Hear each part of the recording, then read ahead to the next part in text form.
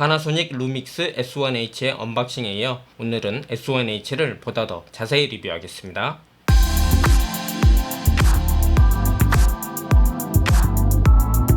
리뷰를 위해 모델 촬영을 했는데요.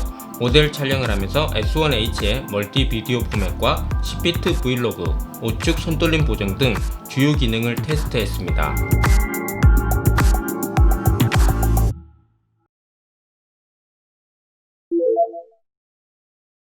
S1H는 컨테이너에 따라 지원하는 포맷이 AVC HD는 4개, MP4는 8개, 촬영에 주로 사용될 MOV는 42개, 여기에 영화 촬영을 위해 소수점 없이 24프레임 레이트, 48프레임 레이트로 딱 떨어지는 시네마 MOV가 18개입니다. 비디오 포맷이 너무 많으니까 MOV 컨테이너 중에서 제가 주로 사용하는 것들 위주로 살펴보겠습니다.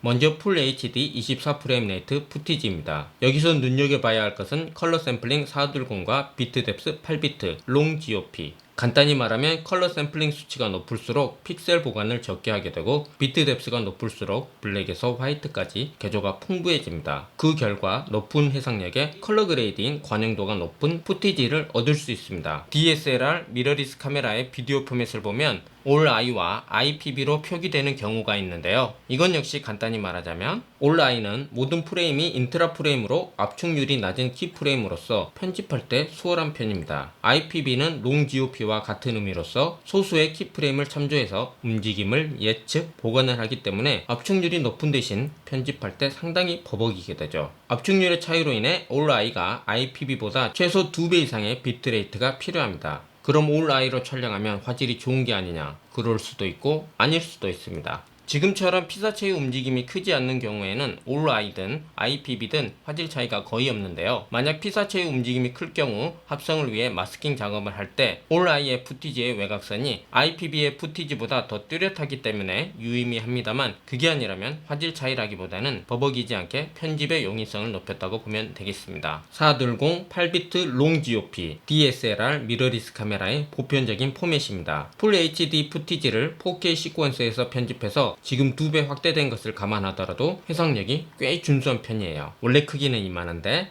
4K 시퀀스에 맞추니까 2배 확대됐습니다. 다음은 422 10비트 롱 GOP. 특히 10비트는 로그 촬영에서 아주 중요한 기준이죠. 8비트 로그를 만지다가 10비트 로그를 만지면 속이 아주 시원합니다. 이제부터 4K 포맷입니다. 4K 포맷이 가장 다양해요. 4K 24프레임 레이트 422 10비트 롱 GOP. 제가 S1H로 촬영할 때 기본 값으로 사용하는 4K 포맷입니다. 이건 역시 2배 확대를 해도 디테일이 유지될 정도로 해상력이 아주 뛰어납니다. 422 10비트 인트라 프레임입니다. 움직임이 크지 않는 영상에서는 앞서 얘기한 것처럼 롱 GOP나 인트라 프레임이나 육안으로 화질 차이가 거의 없어 보입니다. 디지털 시네마 규격인 4096 곱하기 2160 해상도의 시네마 4K 가로 세로 비율이 17대 9라서 16대 9 시퀀스에 가로에 맞추면 위아래 렛터박스가 생깁니다. 가로 세로 3328 곱하기 2496 해상도의 4대 3 비율의 아날모픽 포맷도 새로 추가됐습니다. 아날모픽에서는 풀프레임 센서를 슈퍼 35mm로 크롭하게 되는데 대부분의 아날모픽 렌즈의 구경이 슈퍼 35mm 규격에 맞춰졌기 때문이죠. S1H의 최대 해상도는 6K입니다. 지금은 가로 세로 16대 9 비율의 5.9K예요. 모델의 이목구비 디테일을 보세요. 피부 질감하며 해상력이 아주 뛰어나죠. 근데 실은 2배 확대한 거예요. 이게 100% 크기입니다. 진짜 S1H는 조명만 빠방하다면 2배 확대해도 해상력에 큰 무리가 없어 보입니다. 새로운 코덱이 나타났죠. HEVC, H.265라고도 부르는데요. H.265는 H.264보다 동일 화질 대비 평균 비트레이트 감소율이 최대 50%에 이릅니다. 예를 들어 비트레이트가 H.264 100mbps일 때 H.265는 50mbps면 된다는 얘기죠. 대신 압축 알고리즘 복잡도가 상승해서 고사용의 편집 시스템이 필요합니다. 마지막 6K 오픈 게이트입니다. 오픈 게이트는 풀프레임 센서 전체면을 스캐닝해서 레코딩하는 것을 의미하는데요. 그래서 센서의 가로 세로 3대2 비율대로 해상도가 5952 곱하기 3968에 이릅니다. 오픈 게이트의 장점이라면 풀프레임 센서 전체면에 빛을 받아들이는 덕분에 노이즈가 더 적고 풀프레임 아날모픽 렌즈를 사용할 수 있습니다. 풀 HD, 4K, 6K 푸티지를 몇 개 보여드릴게요. 첫 번째 푸티지는 6K 오픈 게이트로 촬영됐습니다. 6K 푸티지니까 줌인 혹은 틸팅 효과를 여유있게 줄 수 있습니다. 이건 풀 HD 푸티지를 2배 확대한 거예요. 2배 확대했는데도 디테일 유지되는 거 보세요. 다음은 4K 48프레임 레이트로 촬영하고 편집에서 50% 슬로우 모션을 줬어요. 4K 해상력이야 두말하면 입 아프죠? 이건 6K 오픈 게이트 푸티지예요. 사실 6K로 촬영하기 전에는 4K면 충분하지, 6K는 너무 보여주기식 아니냐 이렇게 생각을 했어요. 근데 모델을 6K로 클로즈업 촬영해서 큰 화면으로 보잖아요. 분명 2D 영상인데도 입체적으로 보여요. 물론 착시 현상이겠지만 아무튼 신기합니다. 전부터 여러 번 얘기를 했지만 저는 웬만해선 8비트 로그 촬영을 하지 않습니다. 왜냐하면 컬러 그레이딩 시에 밴딩 노이즈가 나타날 확률이 높기 때문인데요. 이것은 개조가 무너졌을 때 나타나는 노이즈로서 특히 인물의 얼굴에 나타날 경우 마치 화상의 일부인 것처럼 울긋불긋해 보입니다. 뷰티 촬영에서 이러면 완전 큰일 나는 거죠. 그래서 영상 제작자들은 밴딩 노이즈를 최소화할 수 있는 10비트 로그를 원했고 S1과 S1H는 내부 레코딩이 가능한 10비트 브이로그를 지원합니다. 그것도 프로 레벨 시네마 카메라 베리캠으로부터 물려받은 찐 10비트 브이로그를 말이죠. 브이로그의 네이티브 ISO는 640입니다. 파나소닉의 기술 문서에 따르면 18% 그레이카드를 표준 노출 42IRD가 되도록 설정하라고 하는데요. 모델의 오른쪽에 18% 그레이카드가 보이죠? 현재 42IRD입니다. 한 스톱씩 밝게 찍었고요. 또 한 스톱씩 어둡게 찍었습니다. 다시 42IRD 푸티지로 보죠. 렉 709 룩업 테이블을 씌웠습니다. 어둡죠? 컬러 커렉션을 했고요. 100% 크기로 보면 피부와 모발 질감이 아주 잘 살아있는 걸 확인할 수 있습니다. 이번엔 원스톱 노출 오버로 찍은 푸티지예요. 똑같은 렉 709 룩업 테이블을 씌우고 컬러 커렉션을 했습니다. 이건 역시 해상력이 아주 뛰어납니다. 다음은 투스톱 노출 오버된 푸티지입니다. 원스톱 밝게 찍은 푸티지와 마찬가지로 디테일이 아주 잘 표현됐죠? 이번엔 3스톱 노출 오버된 푸티지예요. 컬러 커렉션을 해보면 정말 3스톱 노출 오버된 푸티지가 맞나 싶을 정도로 노출 보정에 여유가 느껴졌어요. 이번엔 노출 온도로 촬영된 푸티지입니다. 원스톱 노출 온도로 촬영됐고요. 원스톱 정도는 노출 보정이 그냥 돼야죠. 디테일 유지되는 거 보세요.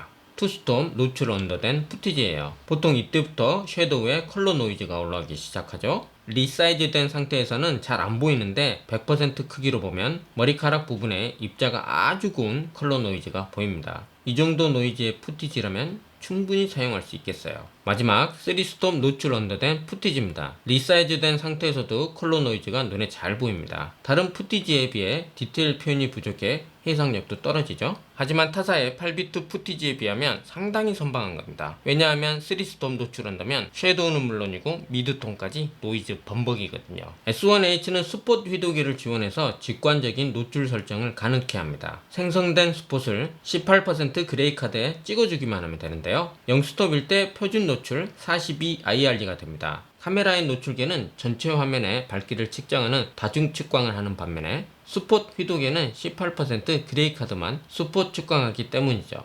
브이로그의 네이티브 ISO가 640이라고 그랬죠. S1H는 프로 레벨 시네마 카메라처럼 듀얼 네이티브 ISO를 지원합니다. 덕분에 네이티브 ISO를 2개 사용할 수 있는데요. 브이로그의 경우 ISO 640과 ISO 4000입니다. ISO 4000으로 고감도 촬영을 하게 되면 노이즈를 효과적으로 억제할 수 있습니다. 4스톱 노출 오버가 됐는데도 전등간 하이라이트가 클리핑 된 것 외에는 다른 데이터들은 잘 살아있습니다. 눈에 띄는 노이즈도 없고요. 14스톱 다이나믹 레인지에 베리캠으로부터 물려받은 10비트 브이로그. S1H가 이 정도인데 베리캠은 얼마나 좋을까요?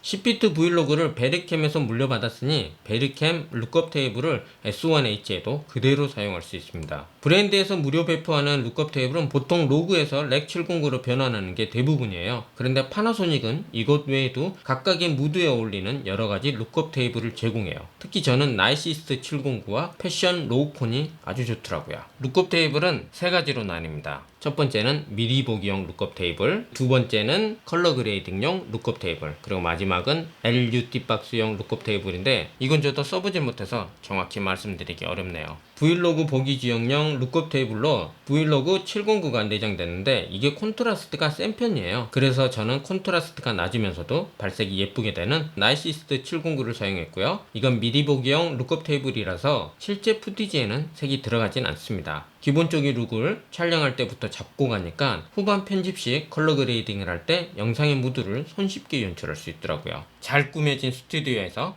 잘 만들어진 브이로그로 잘 찍고 잘 만들어진 룩업 테이블을 씌우니까 영상이 잘 나올 수밖에 없죠.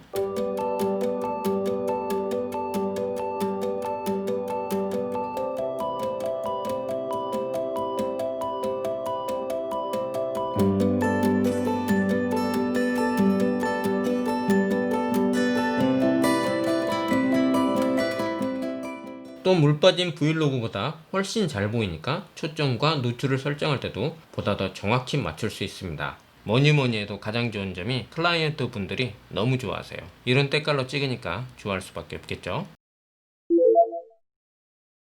메이킹 필름이나 행사 촬영을 할 때면 저는 풀 HD 60프레임 레이트나 때때로 120프레임 레이트로 촬영을 합니다. 어떤 컷이 A컷이 될지 촬영 현장에서는 바로 판단하기가 쉽지 않아요. 그래서 편집을 하면서 어떤 씬에 어떤 컷으로 힘을 줄지 판단을 하게 되죠. 이럴 때 슬로우 모션이 치트키입니다. 특별한 이벤트가 없어도 그날의 분위기를 고급지게 만들어주니까요. 그런데 문제는 풀 HD 고속 촬영을 하게 되면 화질이 떨어져 보인다는 거예요. S1H의 풀 HD 푸티지 화질이 타사에 비해 뛰어난다고 한들 4K 화질에 비빌 수가 없거든요. 4K 60프레임 레이트로 촬영을 하고 2.5배 슬로우 모션을 주면 머리카락 한 올 한 올의 디테일이 잘 살아납니다. 이거거든요. 또 4K 48프레임 레이트도 지원합니다. 행사 촬영에서는 4K 60프레임 레이트로, 연출 촬영에는 48프레임 레이트로 좀 더 고화질로 촬영할 수가 있어서 요즘 이것을 아주 잘 쓰고 있습니다. S1H는 가변 프레임 레이트로서 최고 180프레임 레이트의 고속 촬영을 할 수 있어서 24프레임 레이트 시퀀스에서 최대 7.5배 슬로우 모션이 가능합니다. 그런데 8비트 브이로그인데다가 비트레이트도 충분하지 않으니까 모델의 팔자주름, 인중, 왼쪽 쇄골 주위에 울긋불긋한 밴딩 노이즈가 나타났더라고요. 4K 48프레임 레이트나 60프레임 레이트, 그리고 가변 프레임 레이트로 150프레임 레이트 이상 촬영할 경우 액티브 쿨링을 하는데도 슈퍼 35mm로 센서를 크롭해서 스캐닝합니다.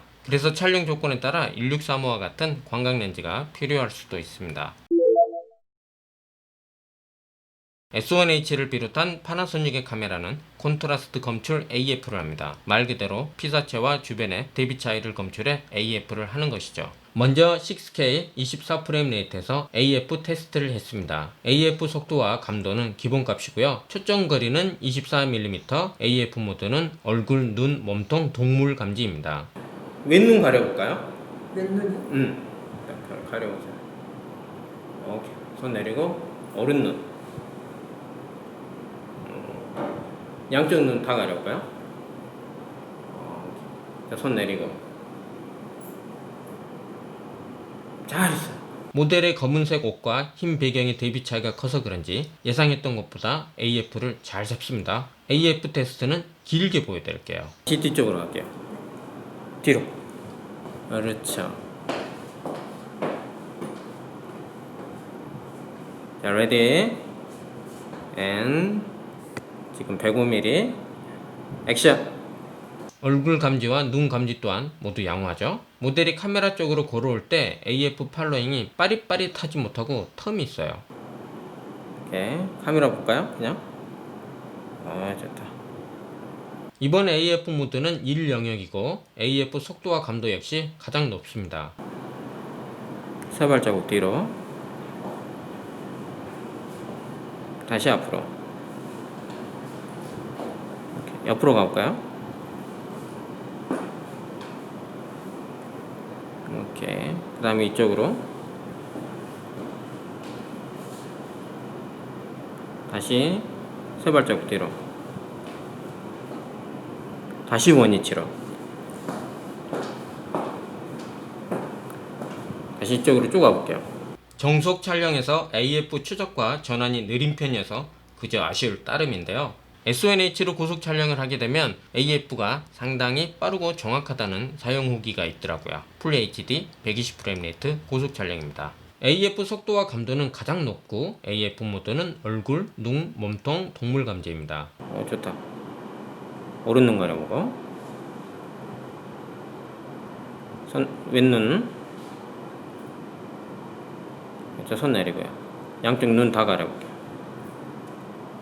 손 내리고 이쪽 보고요. 좋아요. 또 이쪽 보고 손 내리고 이제 좀 움직여 볼까요?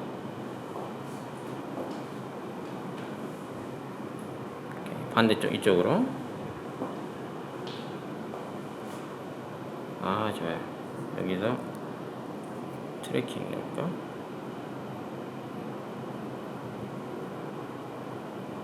자, 움직여 볼게요. 뒤로 3발자국 뒤로. 좋아요. 이쪽으로. 이쪽으로. 야, 진짜 고속 촬영을 하니까 위상차 검출 AF 수준으로 초점을 아주 잘 잡습니다. 도대체 왜 어째서 고속 촬영을 하면 AF를 잘 잡는 거죠? 파나소닉의 센서 시프트 우측 손돌림 보정 기능은 아주 유명하잖아요. 초점거리 16mm로 핸드헬드 촬영을 했습니다. 시작. 왼쪽 편으로 붙어서 걸을게요. 그렇죠. 딱 쳐다보고